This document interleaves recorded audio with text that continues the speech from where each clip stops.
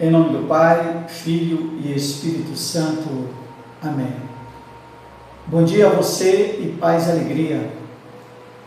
Prezado amigo, prezada amiga. No vídeo anterior nós fizemos um estudo sintético sobre o sacramento do batismo. A partir de agora, nós iniciaremos o sacramento da confirmação.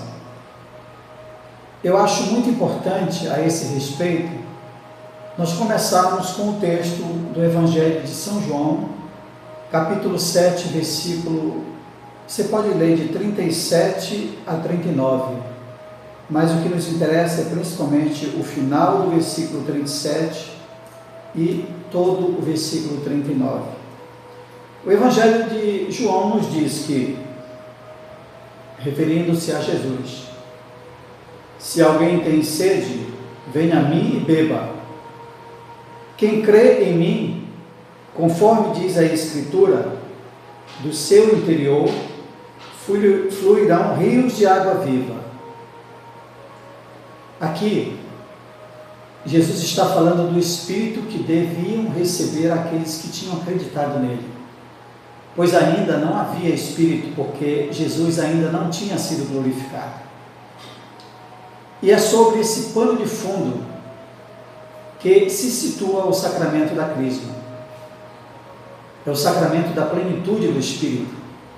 É o sacramento que confirma o cristão batizado e o habilita a dar claro testemunho do Evangelho para a edificação da Igreja e do Reino de Deus no mundo. E o Catecismo, em seu número 1285, o Catecismo aqui ele recorda o ensinamento do Concílio sobre a Igreja, quando diz que, pelo sacramento da confirmação, os fiéis são vinculados mais perfeitamente à Igreja, enriquecidos de força especial do Espírito Santo e assim mais estritamente obrigados à fé como verdadeiras testemunhas de Cristo, devem difundir e defender por palavras como por obras. Como percebemos, nós fomos confirmados e a confirmação não é senão a investida de nossa alma pelo Espírito Santo, não somente para a nossa santificação pessoal, mas para nos colocarmos ativamente a serviço da mensagem do Evangelho, para fazermos apóstolos, para fazermos soldados de Jesus Cristo. Pelo batismo, o Espírito Santo ele já veio à alma do cristão. E pela Crisma, ele vem novamente com profundidade e interioridade maiores. E nos traz assim certos dons que nos associam de mais perto à vida apostólica da Igreja. Nós podemos, portanto, dizer que a confirmação é uma decisão pessoal, pois ela envolve de nossa parte uma opção consciente, uma tomada de atitude e também de responsabilidade. Nós deixamos de ser crianças, aderimos conscientemente à nossa fé, recebemos o Espírito Santo e sabemos que se espera de cada um de nós agora uma participação ativa na vida e na missão da Igreja. É um sacramento do apostolado, é um sacramento da maturidade cristã. E por falar em maturidade cristã, se compararmos na maioria das nossas paróquias o número de primeiras comunhões com o de confirmações, nós verificaremos que talvez a metade dos que receberam a primeira Eucaristia não chegaram a ser confirmados.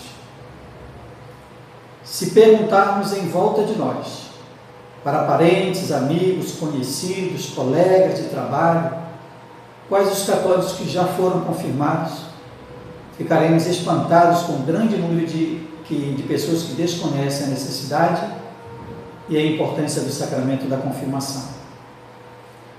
Quando nós percebemos em nós mesmos, e em nossas comunidades falhas decorrentes da imaturidade da fé, nós iremos verificar que normalmente não há empenho na busca do crescimento, e amadurecimento que o Espírito Santo quer nos dar através do sacramento da confirmação.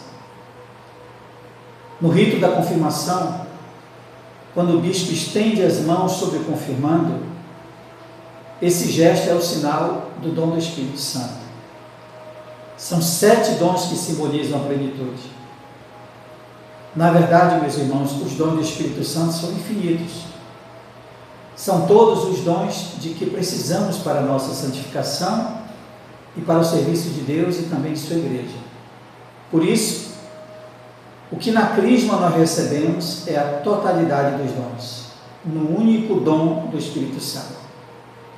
Assim como lá no cenáculo, o Espírito Santo ele desceu sobre os apóstolos como um vento impetuoso, ele também continua soprando. O sopro de Deus na vida do cristão só pode produzir vida divina. E essa vida divina, ela tem a sua manifestação nos 7 dons. São esses dons que nos acompanham e operam em nós as maravilhas de Deus. É claro, sempre quando não colocamos obstáculos à graça, pois Deus ele respeita a nossa liberdade. Esses dons, eles nos são dados para a nossa santificação e para a edificação de sua glória. O Pentecostes ele não foi um fato isolado na vida da igreja. Eu tenho o direito, o dever e a alegria de dizer a você que o Pentecostes ele continua. E o sacramento da confirmação é o novo Pentecoste pessoal. Desde o Pentecoste, Cristo está conosco e opera em nós mediante o Espírito Santo através de seus dons. Vamos reconhecer agora, meus irmãos, o significado dos 7 dons citado no Catecismo da Igreja Católica, número 1299. O primeiro dom que ele cita é o dom da ciência. O que é o dom da ciência? Não é a ciência do mundo, mas a ciência de Deus. Ciência que nos ajuda a termos um discernimento daquilo que nos convém. Esse dom nos leva a compreender e aceitar os planos de Deus que são revelados na Sagrada Escritura. Veja que por esse dom, muitos santos, embora fossem quase analfabetos, eles tinham a ciência infusa das coisas de Deus. Santa Bernadette, por exemplo, menina ainda, soube com grande ciência e acerto responder às perguntas capciosas que fizeram a ela. E Santa Catarina de Sena, embora analfabeta, ela nos deixou riquíssimos ensinamentos de doutrina, a ponto de ser declarada pela Igreja doutora. Prosseguindo na reflexão, veremos agora o dom do conselho. Esse dom, ele nos faz sábio diante da vida e nos impulsiona também a procurar a Deus e a levar também os outros a Ele. Dom Bosco, quando ainda era menino, ele fazia 1000 proezas para divertir os seus amiguinhos, desde que eles depois rezassem juntos o texto. Veja que esse dom, ele nos ilumina e nos orienta no meio das inúmeras dificuldades e das situações inesperadas que surgem a cada instante.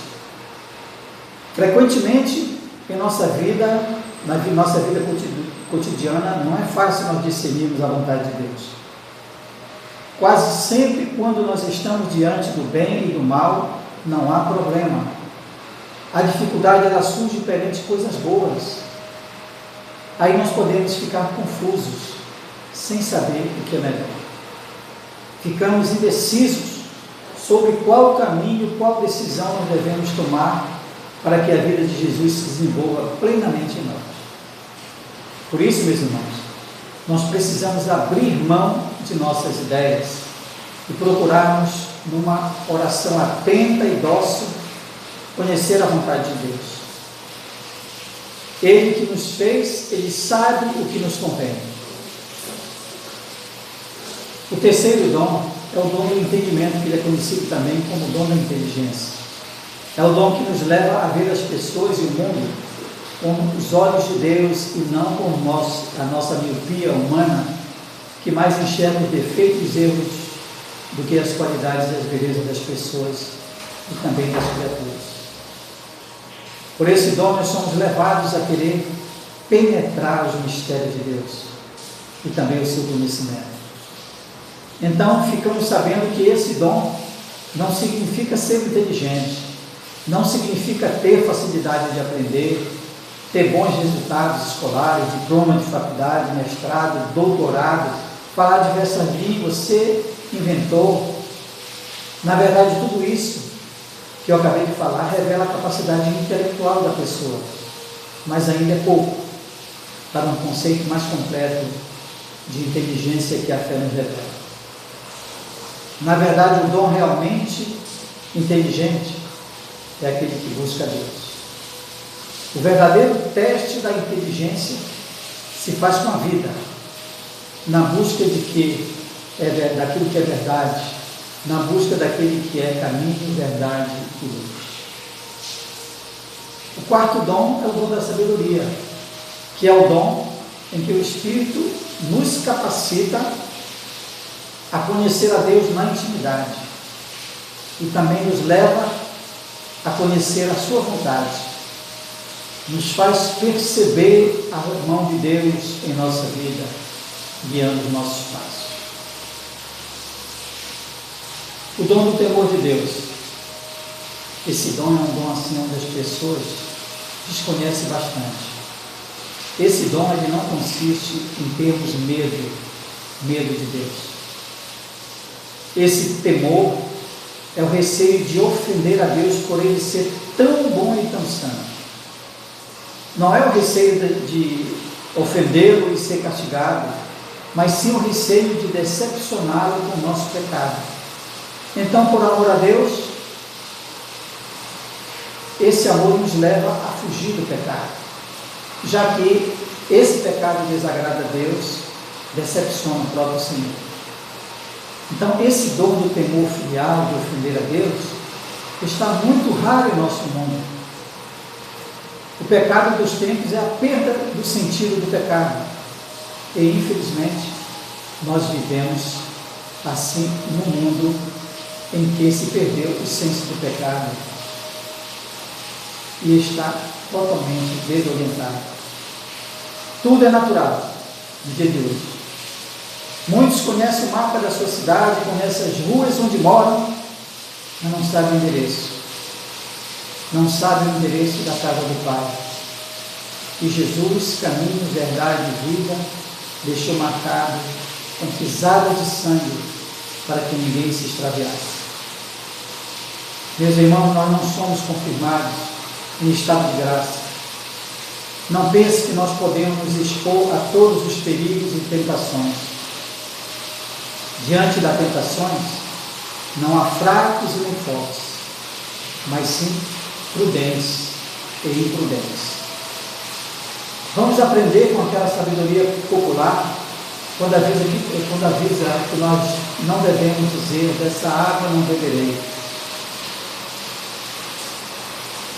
Agora vamos falar sobre o penúltimo dom, que é o dom da fortaleza. Esse dom é o dom que nos prepara para lutarmos contra as tentações do pecado. Ele também nos faz assim corajosos na defesa da fé, corajosos na defesa da sã doutrina da igreja. E esse dom também nos ajuda a vencermos as zombarias e o respeito humano. É o dom que nos dá coragem para vivermos fielmente a fé no dia a dia e até diante do martírio, se for preciso. Eu não sei se você sabe, mas houve na época do Império Romano um menino cristão, muitos o conhecem, chamado de Tarcísio, que ao levar o Santíssimo Sacramento para os doentes, esse menino preferiu ser apedrejado e morto por meninos pagãos do que entregar a eles a hóstia consagrada para ser profanada. Dom da fortaleza. A fortaleza também, ela nos é dada para nós termos força e paciência para carregarmos a cruz de cada dia. Sem esse dom, nos desesperamos diante do sofrimento e da dor. A vida não é um piquenique, meus irmãos, mas uma tarefa. Uma tarefa, e para realizar essa tarefa, nós necessitamos do precioso dom da fortaleza. Não tenhamos assim vergonha da nossa fé. Procuremos vivê-la assim com clareza, com coerência e coragem. Vejamos agora o último dom, que é o dom da piedade. Esse dom, ele produz em nós o amor a Deus acima de tudo, nos afastando de toda forma de idolatria, como prazeres, como por exemplo amor ao dinheiro, status, fama, vanglória, poder, superstições, ocultismo e etc. Nos afastando de tudo isso para adorarmos e servirmos somente a Deus. É o dom pelo qual o Espírito Santo nos dá o gosto de amar e servir a Deus com alegria, servir na nossa igreja com alegria, para nós podermos viver como verdadeiros filhos de Deus. É também um dom que nos leva e nos capacita a uma oração permanente, a uma oração humilde que tudo alcance. Esse dom também nos faz curvar a cabeça e o coração diante das coisas sagradas. Nos move a adorar a Deus e venerar os seus santos, os seus anjos, e de modo especial a Nossa Senhora, Mãe de Deus. Meu irmão e minha irmã, a Igreja convoca todos os cristãos a uma nova evangelização do mundo em que vivemos. Evangelizar o mundo de hoje é uma tarefa difícil, que seria impossível sem o Espírito Santo. E terminando essa minha reflexão, eu quero dizer a você, a todos nós, que nós pertencemos à igreja militante, a igreja que luta contra os obstáculos internos e externos que se opõem ao reino de Deus. A unção do Espírito Santo nos prepara, nos capacita e nos qualifica para essas lutas. Contemos com a graça do sacramento da confirmação, que nos marca e nos torna apto a essa tarefa. Deus te abençoe. O Pai, o Filho e o Espírito Santo. Amém.